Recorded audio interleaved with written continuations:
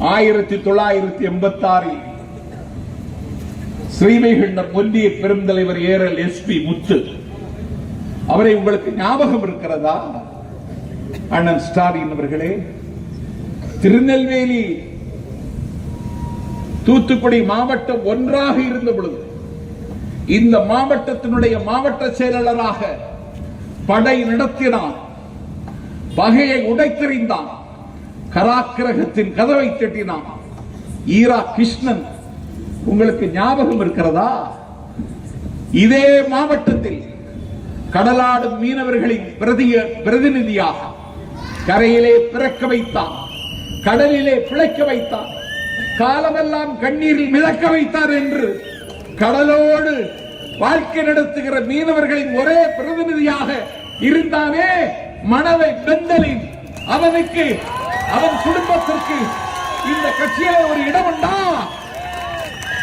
காலங்காலமாக கட்சிக்காக கராக்கரகம் சென்றவர்கள், ஆன முதலில் அதிகம் செலவழித்தவர்கள், வீட்டுக்கும் சிறைக்கும் வித்தியாசம் தெரியாமல் வாழ்ந்தவர்கள் திமுகவில் எத்தனை பேர் இருக்கிறார்கள்?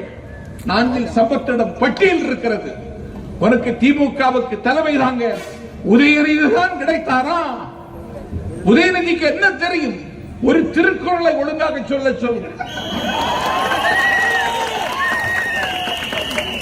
உதயநிதிக்கு என்ன தெரியும்?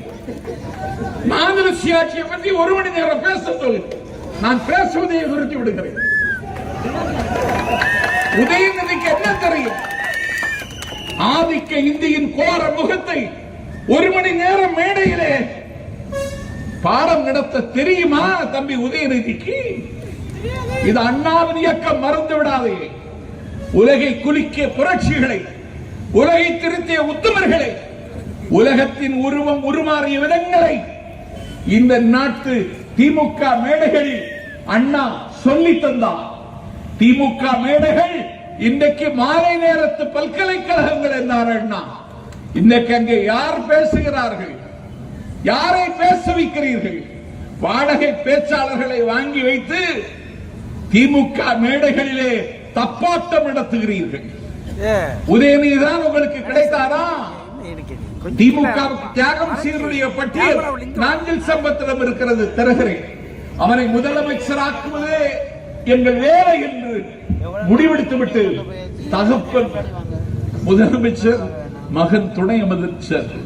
உலகத்தில் எங்காவது இந்த அறுவருக்கு தகுந்த கோலம் இருக்கிறதா? தகப்பன் சிந்தாதிரிப்பேட்டையில் சொட்டு இருந்து விடுகிறான் குழந்தைக்கு, மகன் சேப்பாக்கத்தில் சொட்டு இருந்து விடுகிறான்.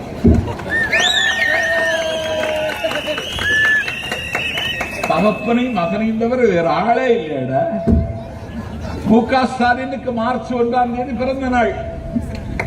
ஒரு மாசம் பொதுக்கூட்டம் நடத்துவான்.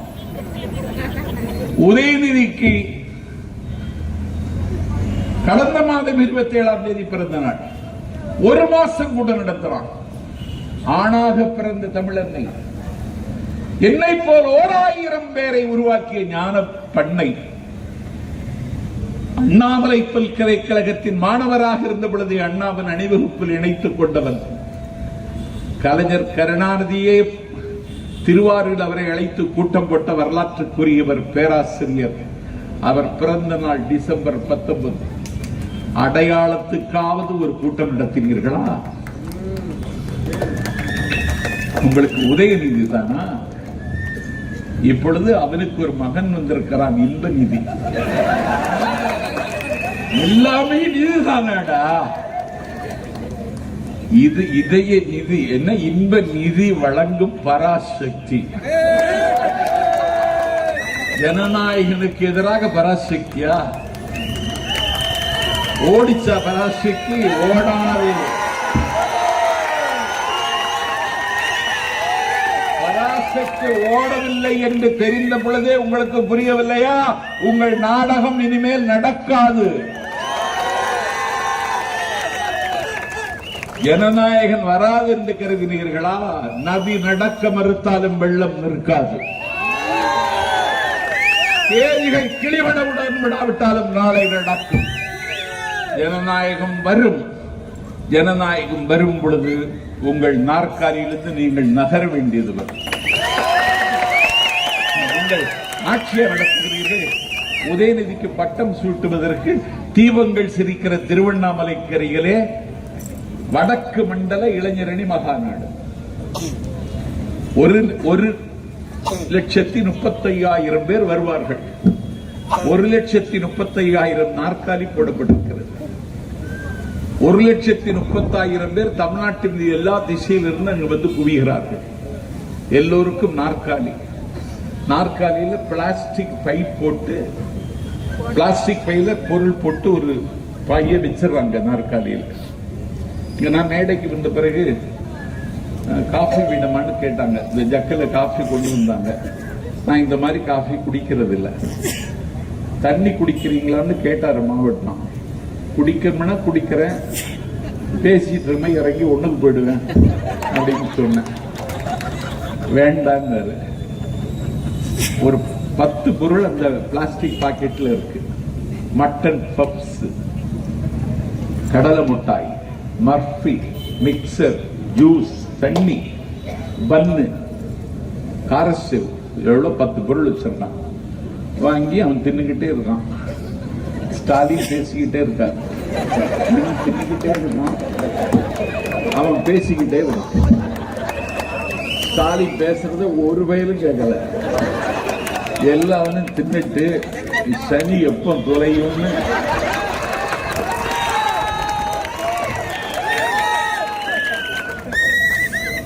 முடிஞ்சது. கூட்டம் முடிச்சு 7 மணிக்கு முடிச்சலாம். நாங்க 7 மணிக்கு தான் தொடங்குறோம்.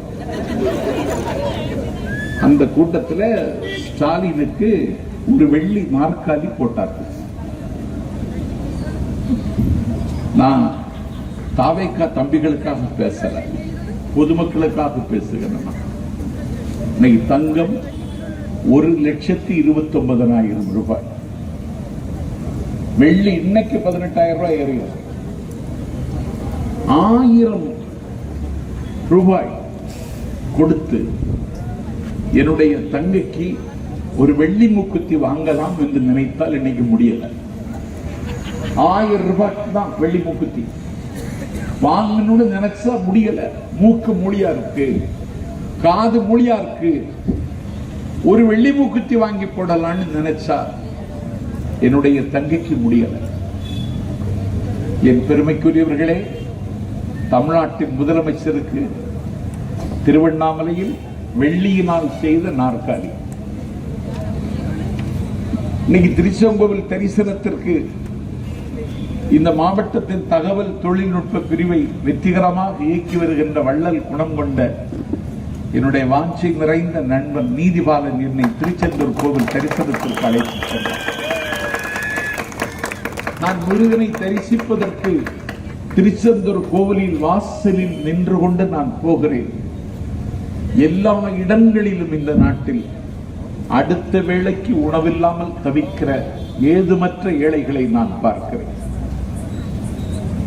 கோவில் வாசலிலேயே ஏழைகள் ஞானம் தேடி, எதிர்காலம் குறித்து கனவை தேடி முருகனை நாடி வருகிற பக்தர்களை நான் அங்கே பார்க்கிற பொழுது எல்லாம் ஏழை மக்களாகவே இருக்கிறார்கள்.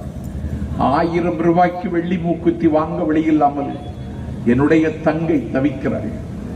என்னுடைய தங்கையினுடைய மகளுக்கு வயது 34, MA MPhil பட்டம் பெற்றவள். ஒரு தனியார் கல்வி நிறுவனத்தில் அவள் வெறும் 12,000 ரூபாய்க்கு வேலை பார்க்கிறாள். 34 வயதாகிவிட்டது. அவள் கல்யாண பேச்செடுத்து 4 வருடம் ஆகிவிட்டது. நாளுக்கு நாள் தங்கம் விலை ஏறுகிறது. என்னுடைய தங்கை மகளுக்கு கல்யாணம் நடக்கும் என்கிற நம்பிக்கை கூட எனக்கு இன்றைக்கு இல்லை. ஆடுவார் இல்லாத அரங்கமாக, பாடுவார் இல்லாத பாடலாக, தேடுவார் இல்லாத திரவியமாக, தீண்டுவார் இல்லாத தின்பண்டமாக, யாரும் எடுத்த படிக்க உயர்ந்த இலக்கியமாக, கல்யாணம் என்கிற வில்லை முறிக்க முடியாமல் எங்கள் வீட்டுக்குள்ளே குலுங்கி குலுங்கி அழுகிற தங்கைகளின் எண்ணிக்கை மட்டும் தமிழ்நாட்டில் 85 லட்சம் பேர். எங்கள் முதலமைச்சர் ஸ்டாலினுக்கு வெள்ளி நாற்காலி. அந்த நாற்காலி போட்ட உடனே நான் நினைத்தேன், உட்கார மாட்டார், அவர் கொஞ்சம் அரசியல் தெரியும். உதயநிதி மாதிரி எல்லாம் கிடையாது. அனுபவமும் நிறைந்தவர் அண்ணன்.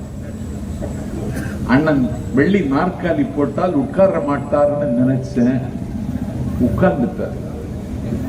உட்கார்ந்துட்டாருன்னு நினைச்சா அடுத்தது காலுக்கு மேல கால் போட்டு உட்காருகிறார். அன்றைக்கு என்னுடைய நாட்குறிப்பில் எழுதினேன், நீங்கள் எப்பொழுது வெள்ளி நாற்காலியில் உட்கார்ந்தீர்களோ அப்பொழுதே முதலமைச்சர் நாற்காலி உங்களை விட்டு நகரத் தொடங்கிவிட்டது. இதுதான் மண்டல மகாநாடா?